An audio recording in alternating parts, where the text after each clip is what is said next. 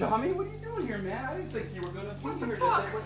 Well, I thought we'd get a little ahead of the work, you know, because you told me that there were some things that you wanted to do out. I decide what happens in this barn. That's for me to decide. If you fuck this up, who's gonna pay for that? Who's gonna pay for it? Look, Carol and I thought that we would do something to help you guys out a little bit here, all right?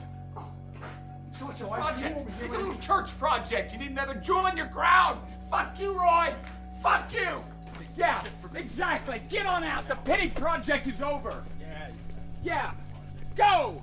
You're trespassing. Don't come back. The only reason I don't kick your ass is because you won't remember it in the morning. In fact, you can just forget about me. God almighty. Try to help somebody out.